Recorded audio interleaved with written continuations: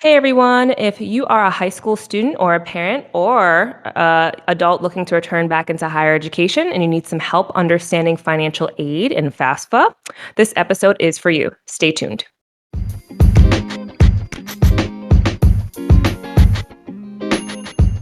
Hi, I'm Kiki. And I'm Kemi. And you're listening to Your Advisors Will See You Now, a podcast that will help you to figure out all of your options for life after high school. Hey everyone, thank you for listening to another episode of Your Advisors Will See You Now. We are starting to get into the part of the year where the FAFSA is open and students are starting to apply for school in the following year. So we thought it would be best to have someone on here that can talk a little bit about the financial aid process in FAFSA, because we know that it can be difficult sometimes to process some of the terms and how some things work. So we wanted to have a special guest on. So we had Megan Speth on today.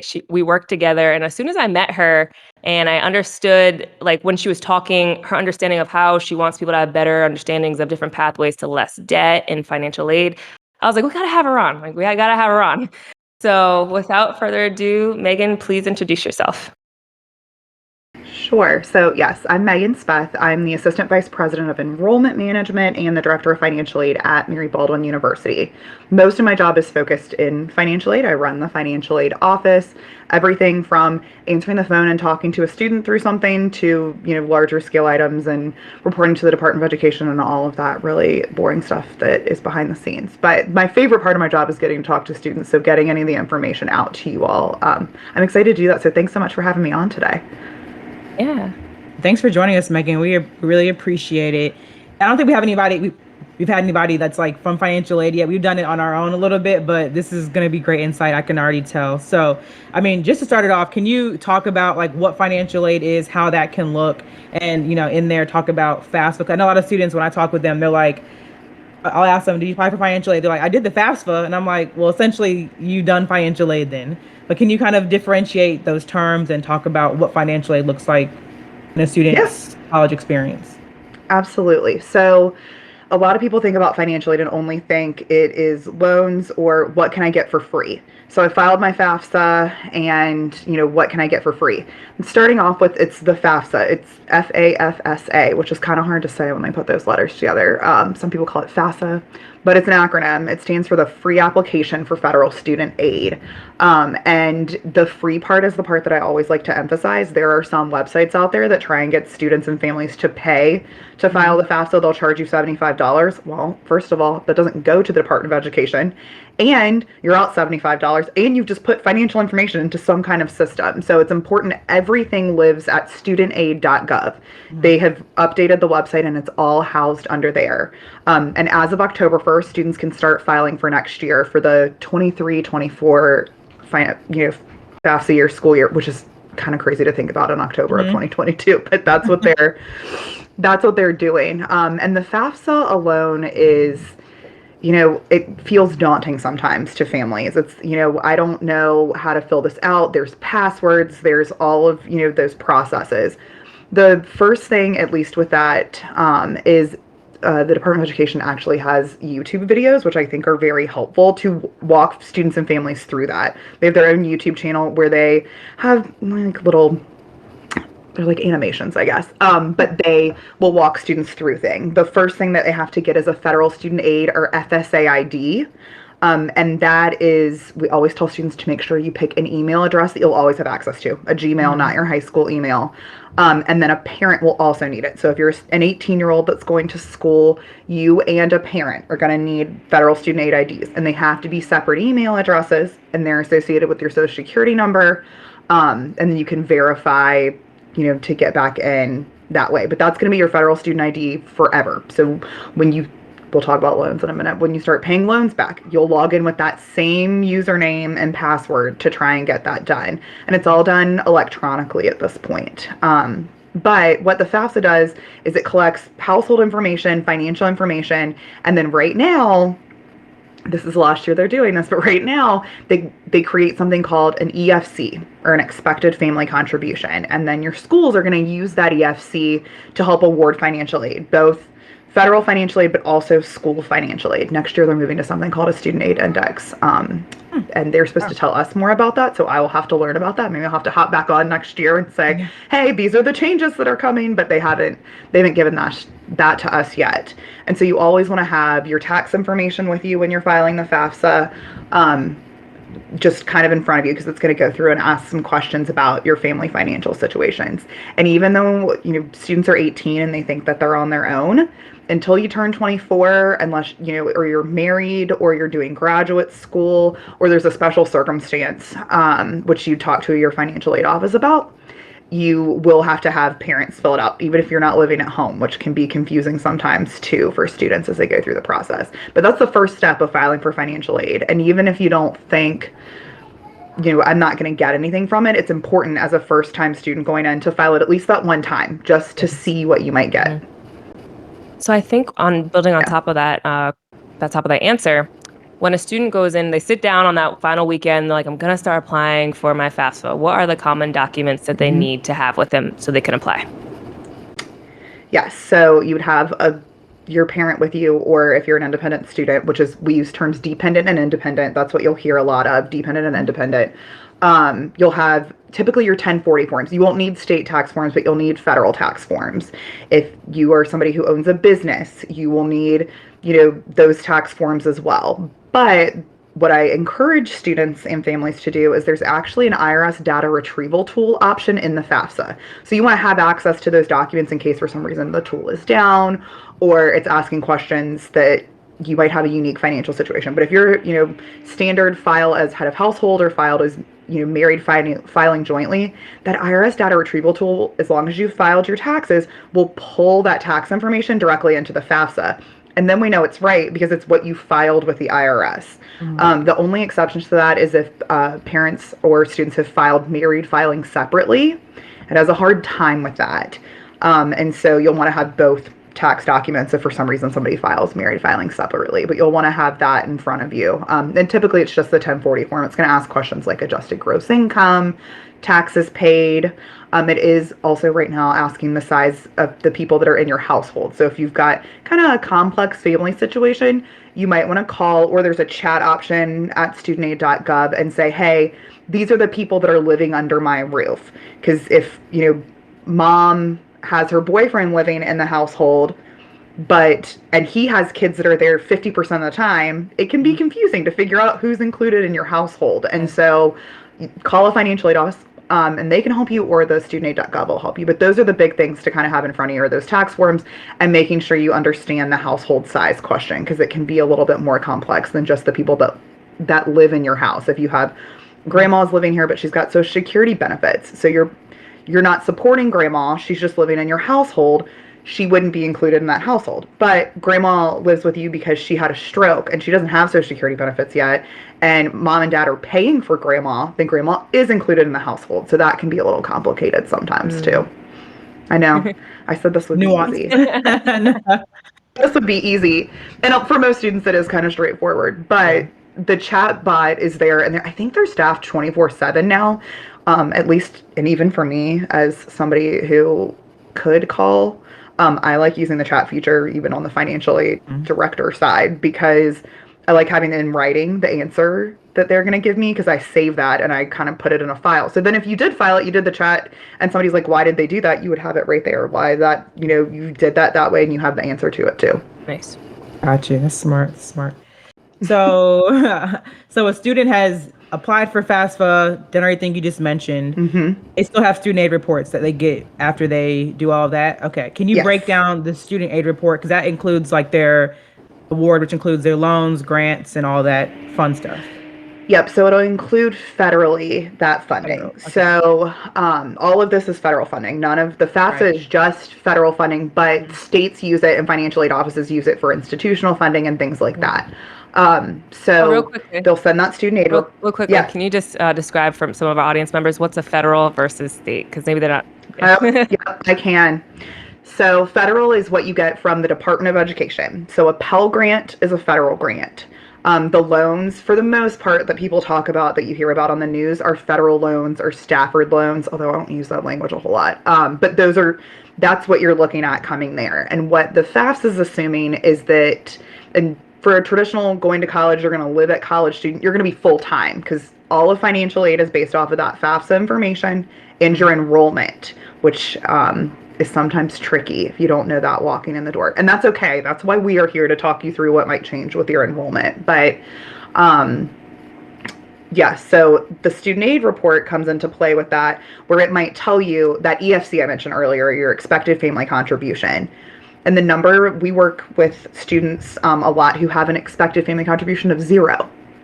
And so that tricks you sometimes, because you're like, well, if they don't expect me to pay anything for college, then I get to go to college for free, which is, it is not the case. That expected family contribution is just taking that information and coming up with a number on what you or your family has the financial ability to pay towards college. And that's what we use that number for things. It qualifies you in for, like I mentioned, a federal Pell Grant, which is a grant from the Department of Education. Grants are good. GG. Good is free. So grants are free. And that gets confusing sometimes too. But it'll tell you, okay, if you're a full-time student, your expected family contribution is 0. And your federal Pell Grant amount that you should get next year, if you're a full-time student, fall and spring, is $68.75. Or it might say your expected family contribution is $20,000, and I will go ahead and tell you, I don't know that I've ever talked to anybody who's got an expected family contribution that's not 0. That's like, that's right. That's definitely what I think I could pay for my child to go to college. Nobody ever thinks that. It's not it. I've had multiple parents go, well, we can't pay $20,000 a year for college, and I'm like, I know, but this is a federal form that's all encompassing. This is not the actual 100% reality of your situation. But it'll tell you you have this, and then it'll tell you you qualify for, and this is all based off of this FAFSA information, but it might change at the school that you're at. And we'll talk about financial aid packages in a minute, because those are school specific. But it might say you qualify for $3,500 in subsidized loans and $2,000 in unsubsidized loans. So subsidized loans are loans that don't accrue interest while you're in school. The Department of Education pays the interest on those loans while you're in school. They end up being cheaper loans, but those are need-based loans. Those are high-need loans. So that expected family contribution, it, will say your need level is 0, or your expected family contribution is $4,000. Typically, expected family contribution ranges for people that are eligible for the federal Pell Grant run between 0 and it's like $5,700. And federal Pell Grants are kind of on a scale. So if your expected family contribution is 0, you get more Pell Grant than if your expected family contribution is $3,000, and somebody with an EFC of $3,000 gets more than somebody with an EFC of $5,000. Okay? So that student aid report is going to tell you you qualify for a Pell Grant, or it might just say you qualify for $5,500 of unsubsidized loans, because anybody that files a FAFSA, no matter that expected family contribution, that's a first-year student that is dependent, so under that 24 age, gets offered $5,500 in loans. Independent students, we have learners that are going back to school, that number's higher, it's $9,500, but those are your two standard levels. And then those loans go up. So a sophomore or second year student, a student that's earned 30 credits, gets $6,500 or $10,500. And then junior and senior year, it's $7,500 for dependent students, and it's up to $12,500 for independent students. So that student aid report, because you'll pick a year in school too. So if you're an adult learner that's going back and you have 2 years at a community college under your belt and you're applying for a 4-year school, and you put that you're a junior on your FAFSA, it will take that information and say, okay, you should have $12,500, or you should have that $7,500. It'll tell you that on that student aid report. But that's what gets sent to the schools too. So you get a summary of it, and then we get all the detailed information that came up with the calculation for that EFC and what your Pell Grant's supposed to be. And you can add up to 10 schools on the FAFSA. So if it's October and you're applying for colleges and you're like, I don't know where I'm getting in yet, right? No early decision, nothing's going on yet. Put 10 schools on there and submit it. And then if you're like, well, I want to apply to 12 schools, then you'd go back in, take 2 schools off, and add 2 more schools on there. You can go back and forth and submit it as many times as you want to, although I wouldn't submit it like 50 times. I would maybe make calculated decisions, maybe the first 10 and then take them all off and then put the next 5 on there and then only maybe resubmit it if you add one more school on there. So, and that'll also be on the student aid report. It'll give you your list of schools. So you can check and make sure, oh yeah, I did send my FAFSA to Elon. I did send my FAFSA to these schools, so that you can keep track of it too. Awesome. I really appreciate that you mentioned that too, because I feel like that's a big myth is, well, I didn't apply for schools yet, so I shouldn't apply for FAFSA. So I'm happy that you said that. It's like, yes, you should start applying now, even if you're not sure, but list some of the schools that you're interested in so you can have this information ahead of time. So can you go into the actual packaging, student packaging for different colleges and schools? Absolutely. And I do want to throw in, you want to check your schools that you're interested in applying to, their FAFSA priority dates. So I live in Virginia. I know a lot more about Virginia financial aid because that's where I live. And the FAFSA priority filing deadline for most of our state schools is March 1st.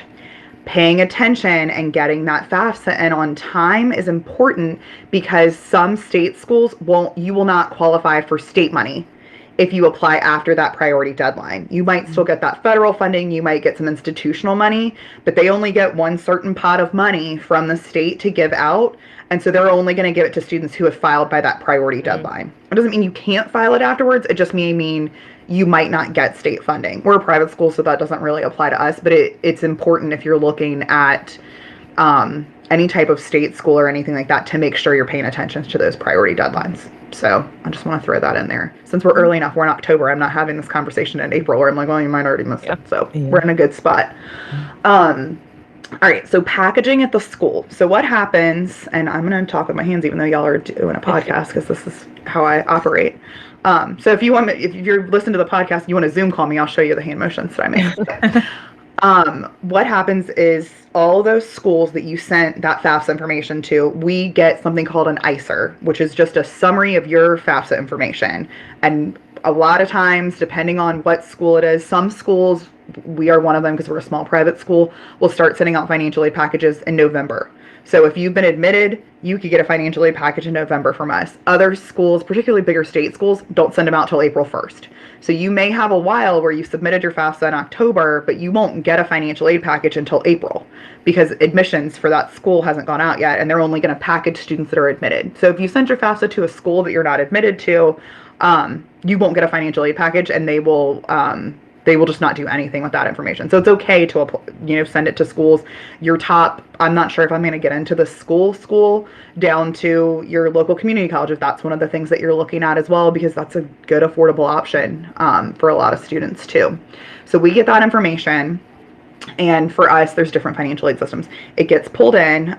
I get the data from admissions that tells me, little Johnny was admitted, so he's an admitted student, and I should package him his financial aid. So we assume, and not every school is like this, but we assume, you're 18 years old, you're going to be a first year college student coming in, you're going to be full-time, which means you're going to be in at least 12 credit hours for fall and 12 credit hours for spring. So that's how we get that financial aid packaged for you. And we take that EFC data, and then we pull in any scholarships that you're eligible for. Your school will have scholarships, maybe, or they won't. But for us, we have scholarships. So I pull in scholarship data. And if a student's eligible for a Pell Grant, I give them that Pell Grant money. I also give them their loan funding. But we have need-based grants for students that aren't eligible for Pell Grants, which is why it's important to get your FAFSA into a school. Because even though you might not qualify for a Pell Grant, you might qualify for institutional grant funding. We have some institutional grant funding for our residential population. So that coming in, even there might be a student with an expected family contribution of $8,000. Well, they're not eligible for a federal Pell Grant, but they still have need. So we are able to meet some of that need by pulling in some institutional financial aid, which is why it's so important to get that in there. For us, for our residential students, which are our traditional 18-year-old population students, they get a nice, pretty financial aid package that gets sent in the mail because even though students do everything on their computers, parents like paper. So we mail that paper packet home, and most schools still do. Some of them have a portal where you can go in and log in and check, so you'll want to make sure you're checking your email that you apply with and all that. But a lot of schools still send out a paper financial aid package, and it's going to give you a summary, and it's going to be specific to you as a student. So even though your friend that is in your grade filed her FAFSA, and Susie, also got admitted to Elon, and they sent her a financial aid package. Hers might look different than yours. Her family financial situation might be different. She might have gotten an academic scholarship, or you might have. So it's going to be different for everybody. So I don't typically recommend going around showing your financial aid package to everybody on the planet. But for us, we do a summary of scholarships and grants, and then we give an estimated total at the bottom that says, if you're not taking out any loans, this is what you're going to owe to attend next year as a full-time student. Then we add the loans in, and we say, okay, if you want loans, this is what you're going to owe if you attend next year as a full-time student. For our adult learners that are coming back that typically take classes online, we don't mail them paper because they're all over the country. They're not usually like right in our backyard. They go onto our financial aid portal, and that'll show them the same summary. And we show them at the top, okay, you're a full-time student, so we've packaged you as a full-time student. Here's your, Pell Grant. Here's any other funding that you might be eligible for. Here are your loans, and they can go through and read through that. And it's just to give you an idea. It's general at this point. It'll be more, once you get in closer and you get registered for classes and things like that, to where it might change for you. With a Pell Grant, if you go from being full-time to half-time. So if you were taking 12 hours, but you're only going to take 6, if you let your financial aid office know that, they can make adjustments so you only see the Pell Grant you get as a half-time student. And with loans, you have to be at least half-time. So if you're only going to take one class, a semester, if you're only going to take 3 credit hours a semester, you're not going to be eligible for that federal loan funding. You've got to be in at least 6 hours.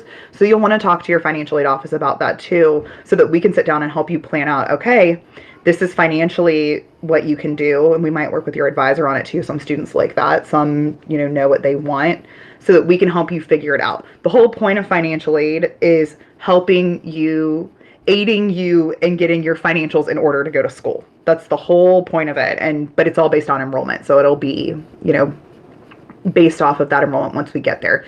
But our traditional college students, you'll get, a paper package in the mail. Virginia has a standard financial aid letter, so we all have to show the same 3 numbers. They look different, but they have a standard that says, okay, a balance after scholarships and grants, a balance after loans, and then a cost of attendance balance, which is another thing that's confusing, because cost of attendance includes indirect costs. So things like transportation, we build into the budget if a student needs it. But your student that lives 5 minutes from campus or is an online student isn't really going to spend money on transportation. So that is not my favorite number, but it is required by the Commonwealth of Virginia. So we do have to do it. Different states are going to have different rules on the types of financial aid packages out there. And sometimes it can be hard because you're going to want to compare apples to apples, but you might be comparing apples to oranges to bananas to maybe this other one is kind of like the first apple you looked at. So it can be difficult. You can lay them all out, and your college counselor, or you can call each of the schools and talk to the financial aid offices, should be able to tell you what these numbers mean and how things come in that way. Because even though it may look like X school is giving you $45,000 in scholarships, and you're like, well, that has to be the cheapest school. If their tuition's $70,000 a year, the school who has $40,000 tuition and has given you a $22,000 scholarship is going to be a cheaper option for you. So it's important to make sure you're paying attention to that bottom line too. But that's each of the schools that you get into will send you that financial aid package if you filed your FAFSA. Most schools will not send you a financial aid package even if you've gotten some kind of scholarship if you have not filed the FAFSA, which is another reason why it's important to get it done even if you don't think you're going to. A lot of students will go, I'm not going to get anything from it. Well, you don't know. This is just a guess that you're making, and your school might have some funding available for you as well. So I feel like I've talked super fast and a lot. Oh, no, that was good. Don't be overwhelmed, listeners. Don't be overwhelmed. It will be okay. I needed you when I was applying to college. This is perfect. But I'm asking one more rogue question that we didn't have in the question list. But can you talk about verification and what that process is and what that means? Yep. So verification is FAFSA verification. A third of all FAFSAs that get filed get selected for verification that what they put on the FAFSA is true and correct. So what that means then is your financial aid office is going to start collecting some information to verify that's correct. Most schools have a verification form where you list the people in your household, like we were talking about earlier. And so if you put that you had 5 people in your household, on your FAFSA and you got selected for verification, but one of those people was your mom's boyfriend, well, you really have 4 people in your household based off of that information. And so we'd adjust that. We would go in and you don't have to do it. We would go in and adjust your FAFSA. Same thing with tax documents. If you've used that IRS data retrieval tool, you don't have to send us tax documents because what you put on your FAFSA has been verified by the IRS. So we don't need any more information. If you don't use that data retrieval tool, then we will ask you to securely send us tax documents and things like that so that we can make sure that the FAFSA was filled out correctly. They have cut down on some of the verification because of COVID-19, but I don't know if they're going to ramp it back up. They, tried to put some pieces in order to try and make things less difficult for students to go to college. One of the big pushes right now is removing barriers for students to go to college, and financially filing the FAFSA and doing things like that is a huge barrier. And they keep saying they're going to make the goal for next year is to have that 24-25 FAFSA be simpler to process. I will let you know what I think once I see it, because sometimes we have people that make decisions that are not the ones that are filling out the FAFSA or the ones that are working with the students filling out the FAFSA. And so what makes sense to a 60-year-old senator may not be the right thing for an 18-year-old college student or a 45-year-old college student for that matter. I mean, so I'll let you know when we get there. But that's the whole goal, is to remove the barriers. And so we've seen less verification, which has been good, but we've also, more and more students are using that data retrieval tool, which makes it a lot simpler to complete that process. So don't be scared if you get selected for verification. It doesn't mean you've done anything wrong. It doesn't mean that you have messed something up, because sometimes students will panic. It just means you might have been the lucky lottery number that they pulled out that day to select you for verification. And the more times you submit your FAFSA, the more likely you're going to be pulled for verification. Because if you think about it, they look at that every batch, right? So you file it the first time and your lottery number wasn't selected, but you file it 5 times. By the time we get to that 5th time, that they may have selected you, because you're going back through that process every single time. So that's one of the things that I was like, well, you probably don't want to submit it 50 times, because you're definitely going to get selected for verification. You submit your FAFSA 50 times, because it's just how the cookie crumbles. Kiki, did you want a follow-up question, or can I go into my next one? Yeah, go ahead. So when we were talking about packages earlier, so we talked about loans and grants. Can you talk a little bit about work study? Because they might say, what is work study? If they get that on there. Yep. Absolutely. So work study is a way that you can earn money. So you have to federally qualify for it, just like the Pell Grants. Another reason to file the FAFSA, because you will not qualify for work study if we don't get any of that information from you. And it's for students who have need. So even though you might not have enough need to get a Pell Grant, you might have enough need to get a student employment job or a work study job. We run ours, we call it a student employment program, because we also try and do things like resume building and things like that. Different schools kind of do it differently, but it's where you'd work on campus and earn money. Some schools, I know, like Hampton University, which is 3 or 4 hours from us, put that money directly into your account to go towards your tuition. Other schools, like us, give you a paycheck every 2 weeks. It'll just depend on how the school works it out. For us, our student employment, and a lot of places I think are really moving towards this model, students need money sometimes. Sometimes you want to walk downtown and get a slice of pizza. Sometimes you want to buy shampoo. Sometimes, you want to order those cool new jeans from somewhere. And you can use that student employment money for that. We give students paychecks and let them decide what they want to do with that money. You can turn it around and pay tuition off with it. It is not a great tool to say, okay, well, I can earn up to $1,500 for, with work study money, and my balance that I owe the school is $2,000, so I really only owe them $500. No, you have to apply, you have to get hired, you have to earn that money. So we always tell students, you've got to figure out that, that budgeted out piece. We want to figure out how we're going to pay that full $2,000 and set up a payment plan. And then if you do have extra money at the end of it, that's great. You can use that for something else. You can use that paycheck for something else, but don't take that number. That'll also be on the student aid report. And it just will say you qualify or you don't take that number and subtract it from the tuition that you owe, because it's not a safe bet. And then you might end up with a bill and you're like, oh man, I only earned $1,200 because I got sick for 2 weeks. And so I didn't work those 2 weeks. Well, you're still going to owe the money. Yeah. So, and it's a good way to figure out sometimes too, if you want to work in higher education. A lot of people that work in higher education were work-study students in offices across campuses.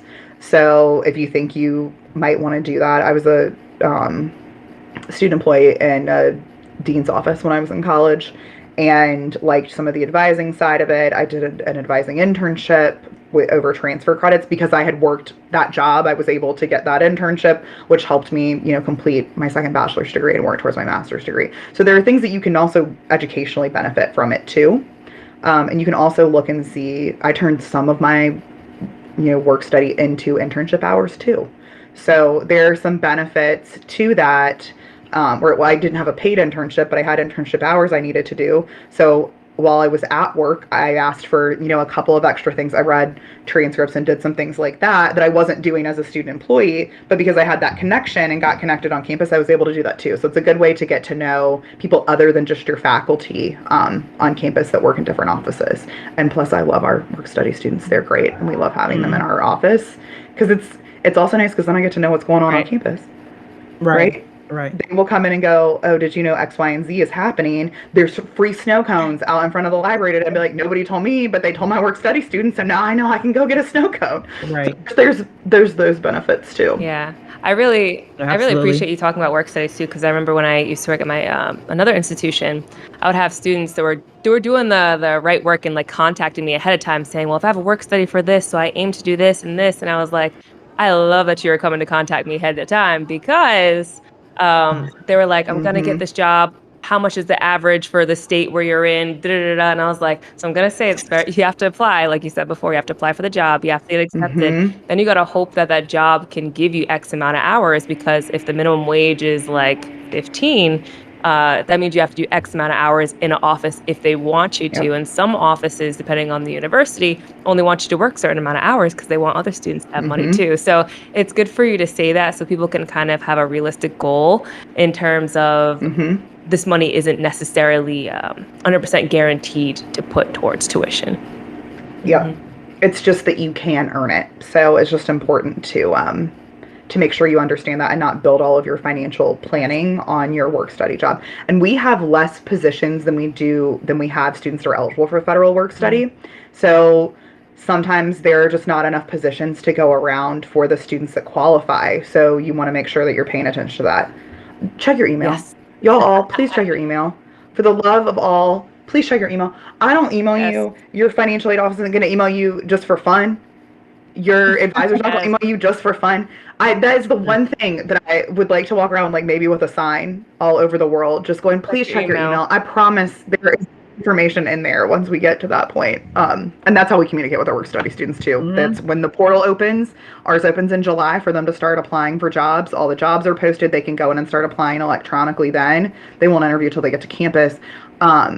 But we've emailed it to you. So go in and check it and, make sure you're paying attention to the stuff that's coming from your offices. That's just a side note as a higher education administrator, that check your email. That's a word. We're going to have t-shirts that have check your email on them, hopefully. But that is, it will. I can't wait to get them. I wear it every day. On overall, as soon as I come into contact with students. Just as a reminder. No, it's going to be our uniform because I say the same thing too. But can you talk about if students receive private scholarships, can that affect their financial aid package? It can, but it's not a reason to not apply for them. Right. So, at least for us, and most schools are this way, there's something called a cost of attendance budget. I mentioned it kind of briefly earlier, that includes your tuition and fees that you're going to pay, but it also, for students that live on campus, includes room and board, all of your direct costs to the university, but it also includes things like a transportation budget and a personal expense budget, and things like that. And so we can't award you more than that cost of attendance. So if you get a $90,000 scholarship and they want to give it to you all in 1 year, we will likely, that'll be great, right? We'd probably call the scholarship company. Google did this at one point. We had a student who got a $50,000 scholarship and they wanted to send us a $50,000 check like her first year. And we called them. We're like, no, we're not doing this. We've got to split this up. She needs, $12,000 a year. So if you get, that's what I'm saying, apply for the scholarships. But what will happen is, if it's over that cost of attendance, is that we'll start reducing your loan funding. We'll start reducing all of that, yucky money that you don't want. We'll reduce that if it even gets to that cost of attendance piece. It is not often that happens. So it should not negatively impact you. Also, more free money. I mean, for the love, please apply for scholarships and don't just go on the internet and apply. There are some websites that are good. Scholarships.com and fastweb.com are two that we recommend because they're vetted, which means they're not pay to apply scholarships. There's nothing on there that's going to scam you out of money or anything like that. But the best place people get scholarships that I've seen, I know you didn't ask this, but while I'm talking about it, is your churches and your Kiwanis clubs and your YMCAs and your, don't say no, don't not apply for a $250 scholarship because you're like, that's not that much money. That's a book or two. That's part of your, room and board for, that's 2 weeks living in your dorm. It's important to, and those add up. I mean, honestly, the students that I see most successful is not because somebody's gotten a $20,000 scholarship. It's because they've gotten 10 $500 scholarships because they walked around and applied for those scholarships. So do it. And this is not like high school or college where you can't use the same essay. Like you can't use like old work to turn in. You can plagiarize yourself for a scholarship essay, write one like good scholarship, subject that's on there. Cause some of them won't care. They'll just say, tell us about yourself. And then you can go in and make adjustments to it. So it won't even take that much time either. So that is the thing that I've seen students be most successful with. Do not be afraid it's going to negatively impact your financial aid and not apply for scholarships. Please apply for them. We want you getting out the door with as little debt as possible. And that's also what you want. And even though student loan forgiveness is on everybody's, the top of everybody's mind right now, these students that are starting classes next fall do not qualify. My students that started in August don't qualify. The loans have to have been dispersed before June 30th, which is a fiscal year thing. So don't walk in the door going, I don't need to apply for scholarships because I'm just going to take out loans and they're going to be forgiven. There is no guarantee. Right. And you are relying on your government and whoever is in power to be making decisions on things like that. And it is not the safest bet to put yourself in debt just for that. So get those outside scholarships, apply, look lots of places. If you are going to use this websites, be really detailed in it. So don't just go, oh, I'm 19 years old from Iowa on there. Well, you're 19 years old from Iowa, but you have an interest in engineering and you danced for 16 years and you know how to play the tuba and twirl a baton and also do social justice work on the weekends and are involved in this. Yeah, and you're very busy. But put all that on there because there might be the baton twirler tuba player scholarship and nobody else qualifies for it, but you did because you learned how to do both of those things at the same time, which I think is impossible. But you get what I'm saying. Use some of those unique things, for first generation students in particular. There are a lot of scholarships out there for first gen students, but some of them are very niche. So it might be a first generation student who has a parent from a country in Central America. Well, there's probably not that many of them that are applying for those scholarships. You might get that if you have that parent. Make sure that this is like my step stool that I stand on because there's like millions of dollars of unused scholarship money in the United States and tons of kids that are in debt because they didn't apply for those scholarships. And I would rather you put the work in as a senior in high school. And Phil, I know it's hard and I know you have senioritis and you're like, I just want to get out of here and move on with my next life. But future you will thank past you for applying for those scholarships. And adult learners that are going back, there is money out there for you too. People have finally gotten their brains turned on to like, oh, not every college student is 18 that's going to college. We need to offer money for the mom who had 4 kids and, stayed home with them. And then, all of her kids are old enough to get back into whatever they're doing. And she can finally focus on herself. She can finally focus on getting her degree at 45 or 46 years old. There's money for those people out there too. You just have to to sniff around and look. You've got to put some work in on it, but future you will look back and go, pat on the back, past me. I really thank myself. I did that the other day because I left a Diet Coke somewhere in somebody's fridge and they had to go home and they had to come back to the office and the machine has not been working in our building. And I was like, did I leave that Diet Coke in your refrigerator? And he was like, yeah, you left it here. And I was like, wonderful. I love past me for putting that Diet Coke in there because now I get to drink this at my desk while I'm doing whatever I'm doing. So, and that's just a little thing, you want past you to help future you. Yeah. Yes. Oh my gosh. Before Kemi's question, Y'all Yes. fam, if you have never, well, Kimmy and I have said this before. Everything you just said, Megan, we just actually recorded an We episode just did. about all of it. What you just said, you like literally said everything we said. So y'all fam, if you don't believe me and Kimmy, listen to somebody who is in financial aid, who has years of experience, and said the same thing. So we weren't lying to you. We promised we were telling the truth. Yep. We just did Oh, get that free money. Yeah, go get the free money. Get that free money. Go get the free money. We just did like a little scholarship like mini-sode right before you came out. I was like, she knew.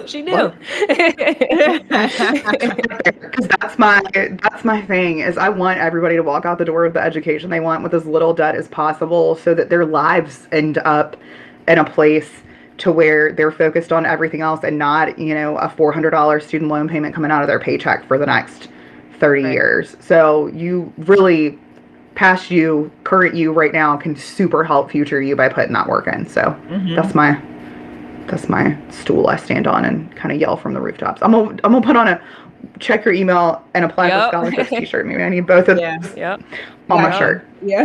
So our next question is, so what happens if a student's financial circumstances change during their college program? Is there something they can do about that? Yeah, absolutely. So, and we have dealt with a lot of this because a lot of people's financial circumstances have changed in the last couple of years. And one thing I didn't mention earlier, but is important, is FAFSA is based off of what we call prior year. So it's 2 years back. So this 23-24 FAFSA, they're using 2021 taxes for. Well, your financial circumstances can change a lot in 2 years based off of that tax year. Somebody lost a job, somebody had hours cut, a ton of people had that kind of circumstance go on. So yes, financial aid advisors are given something called professional judgment, which means within the bounds of the regulations, we can use our professional judgment to adjust FAFSA information for you. You cannot do this. So when you file your FAFSA, don't go, well, my mom makes $20,000 a year or less now, so I'm gonna just put that on my FAFSA. No. You have to file the FAFSA as directed, but then you contact your financial aid office and say, hey, is there a form that you have that I can fill out to indicate that I've had a change in income, that something's gone on and my family's making less money than what my FAFSA reflects? And they should. Different schools have different forms. That's not like a standard one. We have one, we call it a change of income process, where we'll ask you things like, tell me about the circumstance, and also submit some taxes to me, some updated taxes, or a letter from your employer saying that you've been terminated, or it'll just depend on the circumstances that are there, or your mom had a baby that had a ton of medical complications. Some of that is built into the FAFSA for some medical stuff, but there's a way that I can go through and calculate out if you've exceeded that threshold the way the taxes are, to see if maybe we need to lower that EFC. So yeah, absolutely, contact your financial aid office. You're not married to that EFC if it's not reflective of your current circumstance. And some schools may also have institutional funding depending on the circumstance too. A former institution had an emergency fund for students who, and it wasn't a lot of money, but their car broke down and they couldn't get to class and they didn't have the money for it. Well, they submitted a form in there and were able to get some funds that the school had set aside for things like that. It is always better to communicate with your financial aid office and ask questions than to not say anything to them because you are afraid or embarrassed of what your family circumstances are. I've been in financial aid, I don't know, 6 years, and I have seen everything across the board in terms of stuff families are dealing with. So contact us so we can help you. We are there to help you get the money that you can get in order to get through school. So yeah, absolutely. Awesome. Yeah, that's a great plug. I know my community college, we have funding for students, like if they're halfway through their program, which can also include certificates, that if their car breaks down, they need, something repaired, there's money out there for that. So that's a great plug for those like other offices that work with financial aid as well. But the next question, so if you have more than one, definitely feel free to share more than one. What's a common misconception that family students have around financial aid? Yeah, I think I said it earlier, but the biggest one is I'm not going to file the FAFSA because I'm not going to get anything. And they just write themselves off from the very beginning for having access to any type of funding. And some scholarships, not to go back to that since we've definitely been on that, but some scholarships will require that EFC information on your scholarship application. You get it in. Go ahead and get it in. The other thing that I am kind of passionate about is that all financial aid is loans, and it's not all loans. And I don't want you to be afraid of loans. And I tell students this on a regular basis. I don't want you to be afraid of them. I don't want you to not go to school because you're afraid of loans. What I do want you to do is make informed decisions about the funding that you're taking out. I want you to look at loans as an investment in your degree. If you need it to get there, you are investing in yourself by taking out that loan funding, and work with your financial aid office. You may not need that full $5,500. You may only need $3,000. So don't just hit the accept button and accept the loan because you're like, this is easier. Yeah, in that moment it's easier, but it's not easier in 15 years when you could have been done paying off your student loans 3 years ago and you're still paying on them. You don't get that new car, you don't get that house payment that you wanted to do. I tell this story, and my poor people that have sat in on my financial aid sessions are probably sick of hearing it, but y'all are new, so you haven't heard the story. My college roommate, her now husband, went to school completely on his own. He went on a Pell Grant, and I didn't know anything about any of this when he was in school, but he was paying for it all himself, which I thought was kind of crazy. But he did this all himself, went to a 4-year institution, worked, did things like that, and he took out loans because that was his only option to go to school, was to take out some loan funding in addition to some of the grant funding and state funding and things like that he'd gotten. Well, he would sit down every semester and write down the amount of loan funding that he was taking out that semester, and then he would take each of his classes and each of the times they met, and he'd divide all that up, and he would tell himself how much money he was wasting by skipping class. Yes, I love that.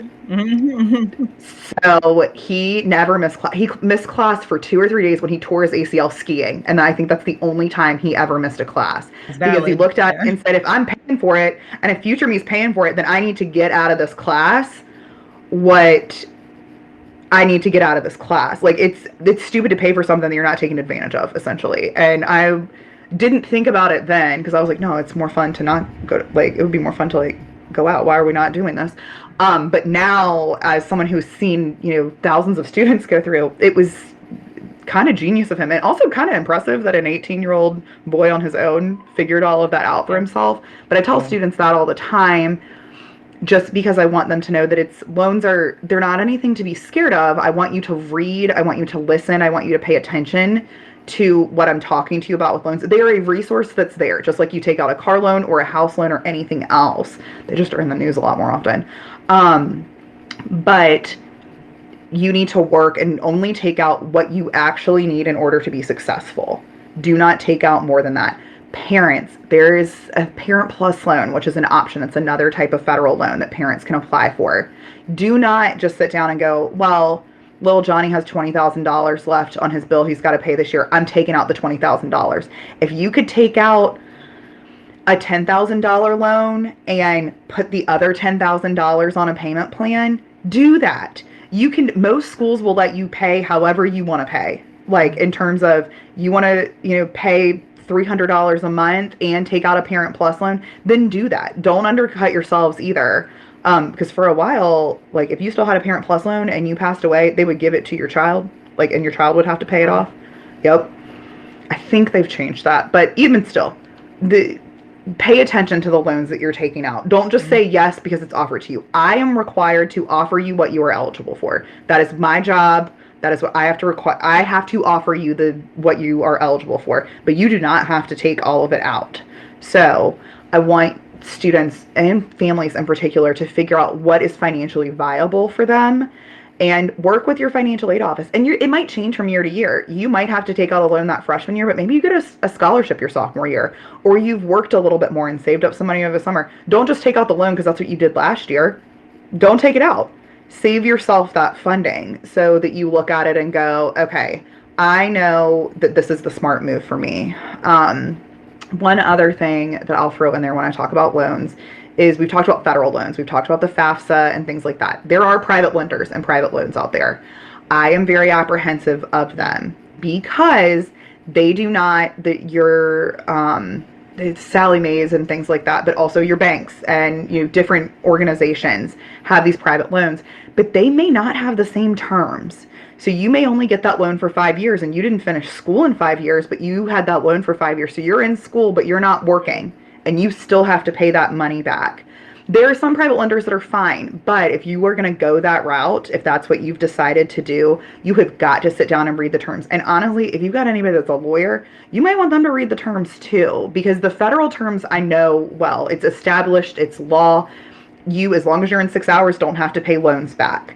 You have a 6-month grace period that you can use when you get into loan repayment and things like that. These private loans don't necessarily have that. So pay attention to it. It doesn't mean it might not be a good option for your family. Some have better interest rates than the federal interest rate, particularly military families. There's your what is it, like Navy Federal? Some of your places like that sometimes have good loans. So it doesn't mean don't do it. Shop around for loans. I don't care how you take your loans out if you're taking out loans, but pay attention to those terms, because they can really come back and bite you if you've not read the fine print, because you have just signed a piece of paper because you're getting that check in the door. So that was not a common misconception about FAFSA, but that is the other part of my spiel that I give about loans, is that they're an investment. So use them as such. Yeah, I think the biggest things that stood out for me and that we try to navigate sometimes to tell people is you don't have to take all the loans out. I think people are just so automatically set on, oh, this is what I get, I have to take the whole loan out. You don't have to. And two, definitely saying not to be afraid of loans, because I feel like I always put fear in my nephew, say, don't you look at those loans. We need to. But the way you put it was perfectly. Loans are okay if you look at it investment wise and you're making wise decisions, informed decisions about it, because the informed decision is I don't have to digest this whole entire loan. I only have to take out a little bit to cover if I can supplement the rest. So I think that was just beautifully put. But I think also too, it's a long time with the high need income population. So I give that speech very often, because a lot of the students I work with are first generation. They've never gone to college before. Their parents didn't go to college before, and they have no idea how to navigate any of those circumstances. And so it's important to me that if they're asking the questions, if they can get the information and get the answers, that they know how to walk through this process. Because I don't ever want to saddle a family who's never sent a kid to college before with $30,000 in debt that they didn't need to have because they thought that was just what people did. Don't just do what people do. Do what is the right thing and the best thing for you. Slow it down a little bit. I know it's boring. For the love, I know it's boring. You don't want to do this. You want to go to class. Yeah, you want to go to class. You want to go to the dining hall. You want to meet your friends. You want to do all of that. But it is hugely important to pay attention. Even though you're maybe not writing a check right now, your future self is going to write the check that you cashed already. Right. So pay attention to that. Yeah. Now I'm thinking about myself. I was that first gen college student. I remember my mom when I was like senior year. We were at some event. She was like telling people that I got a full ride to Elon. And 10 years later, I know it wasn't the case, but we just like didn't know. Yeah. It was just that like my whole award package covered everything. So, and that included a very substantial scholarship, but it wasn't a full ride. So now I'm like, oh man, we just didn't know back then. So it's, you're right. It's very important. Like I wasn't even involved in that process of financially. I was just like, I'm going to school. And I was like, that was the grace of God, but I had no idea. And now I'm reaping those consequences of not knowing, but it's a lesson learned. That's why Kemi and I do what we do. So what you said, Megan, that's a gem for sure.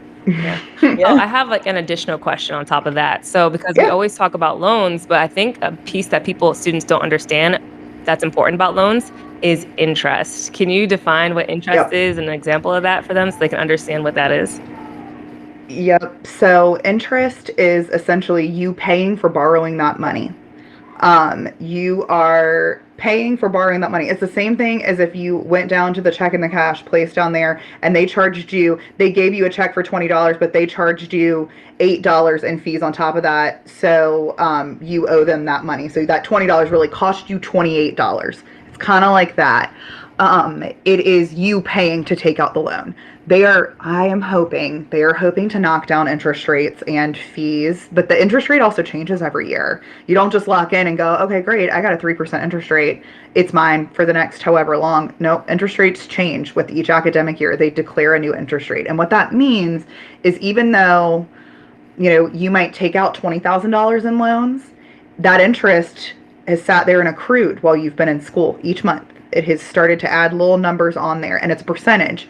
So it's a percentage of that loan, And so you're actually going to owe $24,000 for borrowing that $20,000. It's extra money on the end. So there's a couple of things with interest that you can do that will help. The first thing is subsidized loans are the better loans. If you qualify for a subsidized loan, your loan doesn't start accruing interest until after you graduate from college. So while you're in school, if you're using a subsidized loan, that they say they pay the interest. I don't think they actually charge it. I think that, but it doesn't matter. That loan, when you come out of school in 4 years, is going to be the amount of money that you took out, right? But the unsubsidized loan is not that way. That unsubsidized loan starts accruing interest from the moment it's dispersed, which means the moment I say, okay, little Johnny is going to Elon, and I know that he's in his 12 credit hours, so I call the Department of Education and say, send me $27.50 of his loans. I'm going to apply that to his student account. That's when that clock starts ticking. So it's usually October of the year that you start. So you might accept the loan in August, but school doesn't start until September 1, and then you have to get a couple of weeks. We have to confirm your enrollment. That's the other thing too, is that you can't go, I'm in 12 credit hours, and then drop down and stop going to class and think you're going to get a check. Yeah, Kimmy's dealing with this right now. Yep. So you can't, the Department of Education does not let you have money just for pretending to go to school. They really don't like that. You have to use the money to, you have to use the money in order to go to school. So that's what interest means. One of the things that you can do to help keep this interest down, and people don't do this very often, but it will help, is to go in and pay a little bit on your loan each month. So if you are taking out, $5,500 next year in unsubsidized loans, so you're talking $2,750 in the fall and $2,750 in the spring. If you're taking that out, but you're working and you have $30 a month that you can put towards that loan, do it. Put it towards that loan, because the interest accrues based on the percentage of the loan that you've taken out. So if you can put that money down, you are dwindling some of that loan that you owe down, so more interest is not accruing. So it doesn't have to be a big amount of money. You can go in and pay on those loans at any time too. Grandma gives you, a $500 check because she sold the armoire and says, here's your $500. What do you want to do with it? If you don't need that $500 to buy gas or eat food or do something with that, pay on your loan. There's no penalty to pay on your loan early. There's only benefit that's there. And it doesn't mean you have to pay all of it while you're in school, because you might need that resource, but you've got a little bit of extra money. Same thing with Parent Plus loans. Those interest rates and fees tend to be higher, and I'll talk about fees in just a second, tend to be even higher than the unsubsidized loan ones. Parents can defer that loan while students are in school, but they don't have to. That loan starts accruing interest immediately. So if you have an extra $50 or $100 a month that you can budget in there, maybe you couldn't do that, fully on the payment plan. Maybe you still needed that loan. Go in and pay on that interest. There is no penalty for paying on it. You're just kind of helping yourself. And if you can keep that loan down lower, you'll end up paying less interest in the end. And I mentioned fees. So here's one of the tricky things that students don't realize. There are gross amounts of loans and net amount of loans. So the gross amount is that big number. I've said $5,500 a lot, right? So that's the gross amount, $2,750 a semester. What you actually get is $2,733 a semester, because the Department of Education takes a little 1% fee off the top. So you might say, yeah, they do. I know, you're like, what the heck? Come on. And that's one of the things that's coming up too right now, that they're looking at removing the fees, which would make sense. I don't even know what they're doing with those fees. Right. It's not that much money, but it's for you if you're trying to sit down and budget. So let's say you're going to, a lot of students that Kimmy has that are our online students, they're taking 6 credit hours a semester. They know it's going to cost them, $3,000 to take those 6 credit hours. And so they subtract down, they go, well, I have $1,500 in a Pell Grant, so I owe $1,500 after that. So I'm going to take out $1,500 in loans, and that'll cover it. And then they get a bill and they're like, why do I owe $18? And it's, oh yeah, that was the fee that the Department of Education took out of your loan. So that's something to pay attention to too. We will always calculate your net. So if you would like to come to Mary Baldwin where I work and you're coming in, you can call us and we'll calculate it out with the fees. And most financial aid offices will do that too. But that's something to be aware of. Even though you're taking out that $5,500, you're not getting that full amount. You're getting that full amount minus 1% each semester. Mm-hmm. So those loans are it's not as easy to even budget with, which is also dumb. but that is a personal opinion. I don't work for the Department of Education. I work to help you navigate the Department of Education. So, but that's one of the things you got to pay attention to too. So not only do the interest that's accruing while the loan's there, they also take a fee out when we call them up and say, hey, send down money for little Johnny. They say, okay, let me get my cut of this little money before they send it down. Ooh, this stuff. I know. I did not know. I mean, I'm still learning. I'm still learning all this stuff, and I learned something new. Yeah. I learn something new all the time. We have an FSA handbook that is like 900 pages long. So like I don't sit down for that for my nightly reading, but their questions will come up in circumstances, and I have to look in the code and look and see what the rate thing is. Some of this is very standard, and it makes sense to me because I've talked to students about it all day. But just because I talk to students about it all day doesn't mean that students know. So that's the other misconception is there's not dumb questions. Do not be afraid to call and ask about your money. This is your money that you are using. Call and ask a question. I promise you, I have heard everything from here to Sunday of different questions of things that are going on. Can I use this to pay for X? Can I use this to do this? Where does the money come from? How do you get the money? It's fine to ask questions. We want you to ask questions. So don't go, I'm embarrassed because I lost my job, and so I don't want to tell anybody that I lost my job. Well, I'm not going to tell anybody you lost your job, but you probably do need to tell me that you have so that you've got the resources that are available to you. Or I don't want to tell you that I'm getting a divorce or whatever. Well, if you're divorcing somebody and they brought home 90% of the income, we can help you with that. We can help you get the funding that you need to support you on that. Do not be afraid to call and ask questions. I know lots of places have call centers and things like that you're not entirely sure what they're talking about. Get it escalated. I mean, I worked at an institution that had a call center, and you would call in, ask a question, and they would go, okay, are you comfortable answering this, or should this be escalated? Escalate it up. It comes into somebody's lap, like me, the financial aid advisor, when I was at another school, to where I would actually be the one answering your question if you're not entirely comfortable with that. This is your money. This is your future. This is your education. You need to know as much as you can about it so you're making informed decisions. And everything you tell us is confidential anyways, so it's not, I mean, I'm not going around going, well, Johnny's parents are getting divorced. Did you know that there's big drama? I don't care. I'm happy to support you. I always have tissues in my office if you need to have a little cry. But there's nothing you're going to tell me as a student or as a parent that's not something I probably haven't seen before, or I don't know how to navigate to help you get the resources you need. We are financial aid. We are aiding your financials. So ask the question. Yeah. Do not be afraid. And there's lots of words. I mean, I've said lots of words today, because we use our own lingo in higher education. Mm-hmm. It's okay to go, well, what was the Pell Grant again? Or what did you say the better loan was? Or I know it like the back of my hand because I have to, but I don't expect you to. I don't expect your parent to. So my first gen families out there, call and ask. Ask some questions. If you want me to walk you through it from the beginning, we will. Your financial aid offices will walk you through it. So don't be afraid. We have lots of first generation families, and we use our own language and talk about credit hours and enrollment and halftime and full-time and Pell Grants and interest rates and da-da-da. It's a lot to try and manage, even for me sometimes, and I do it every day. So please call or send an email and make sure you are comfortable with what you're doing financially, because it's important. It's hugely important to that degree. And then if you get it taken care of, then you get to worry about doing the fun stuff. That's what I tell students all the time. I'm not the fun one. I mean, I'm fun, but financially it's not fun. But I am necessary. So if you go ahead and deal with me first, then you get to worry about all the fun stuff. You get to worry about, the homecoming game and the free snow cones. Can y'all tell I'm bitter that no one told me about the free snow cones? You get to go do that because you've taken care of all your ducks in a row. And then I can stop emailing you, and so you won't get any more emails from me. So yeah. Well, there you go. I feel like I've stood up on my pedestal all day. So sorry y'all get my preaching. No, today. But this is good, informative information. Speaking of questions, because you're I feel like I always have to hone into students and anybody that's perspective too. No question's a stupid question. I took my nephew on a college tour, and he was asking some questions. Is this a stupid question? I was no, ask any question you want. Some questions that came to my mind that maybe prospective students may just be curious about is, they're so used to talking about four-year universities. Could you apply for FAFSA in community college, trade school? What if you're an international student? Can you kind of give insight for those three?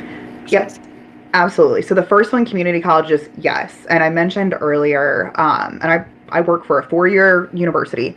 But for some students, the better financial aid choice is community colleges. A lot of times their rates are lower, their per hour rates are lower. So you might be able to go to school on a Pell Grant. And depending on your state, you may be able to get a free community college education based off of filing that FAFSA. So as you're sitting down trying to make, financial decisions for yourself, it's a good route to go. One of the questions I got asked is when I worked in admissions, and still kind of when I wear my enrollment hat, is should I take AP classes or dual enrollment?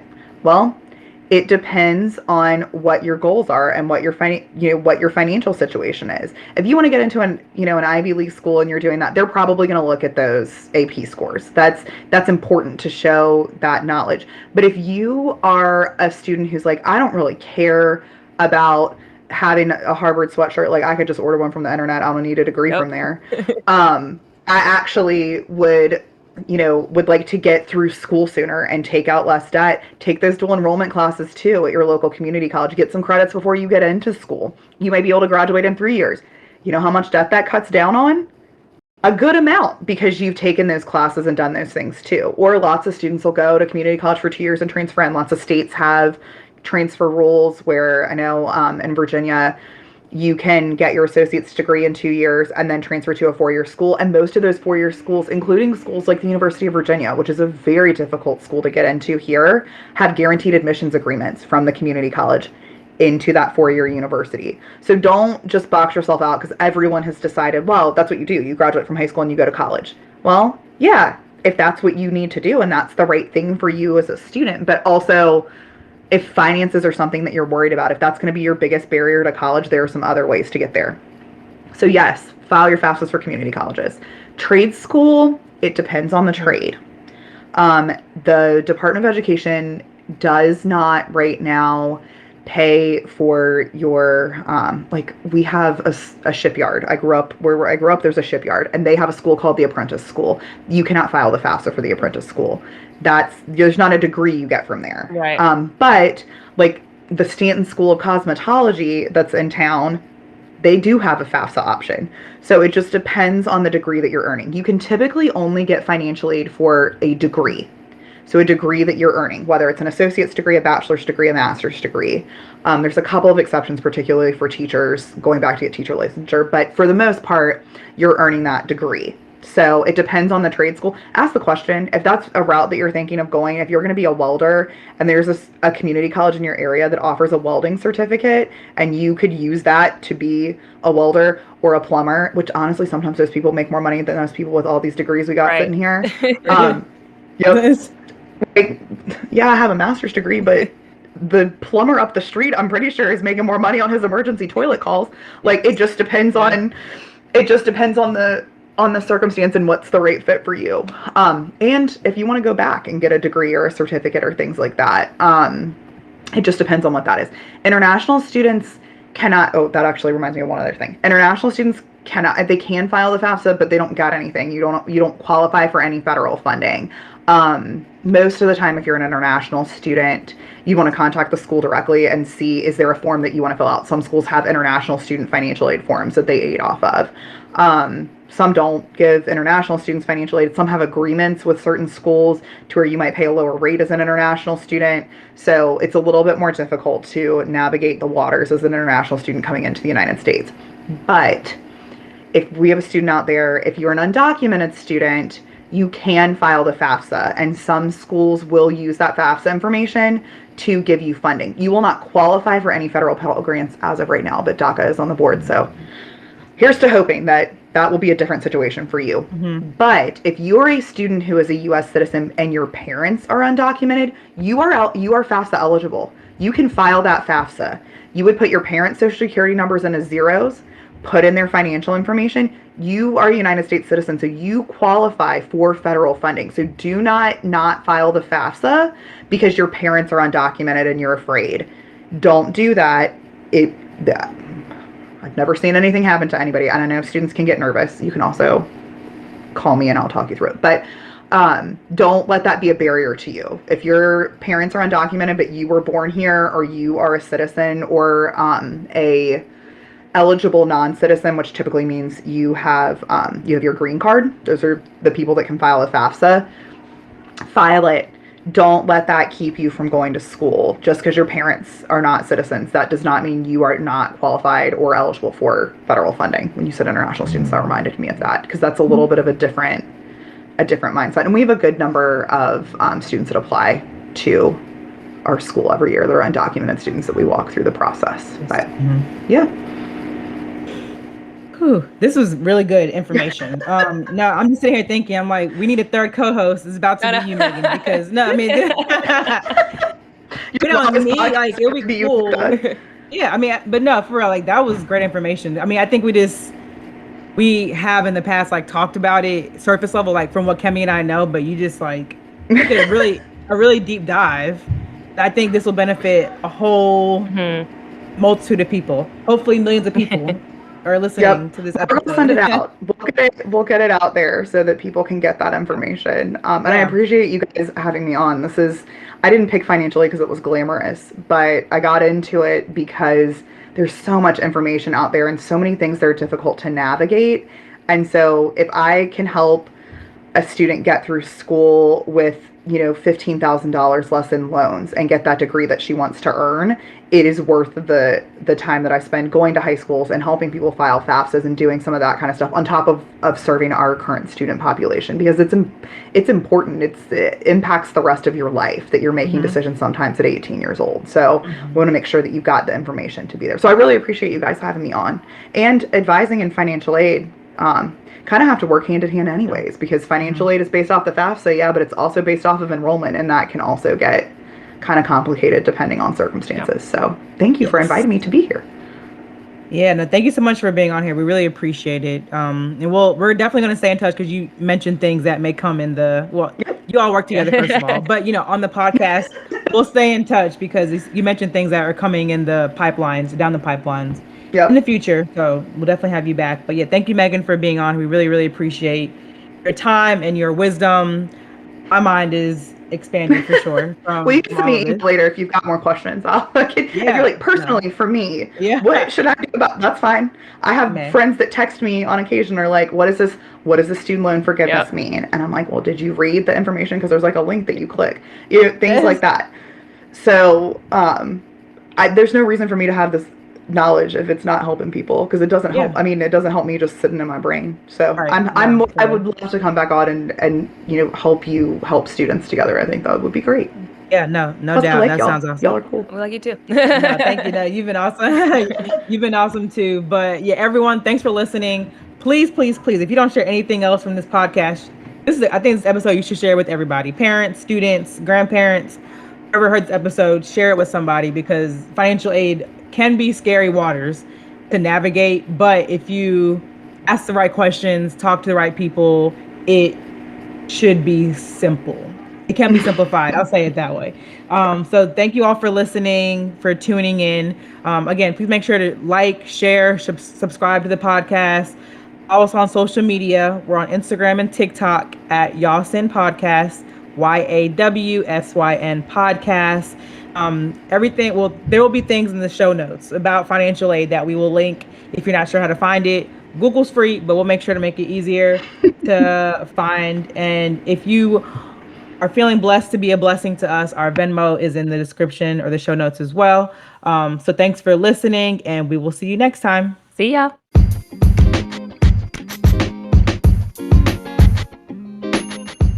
Thank you, everyone, for tuning in and listening to the latest episode of Your Advisors Will See You Now. Please make sure to follow us on all of our social media pages and check out our website.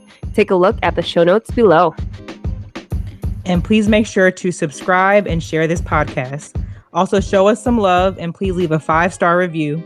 Catch you next time. See ya.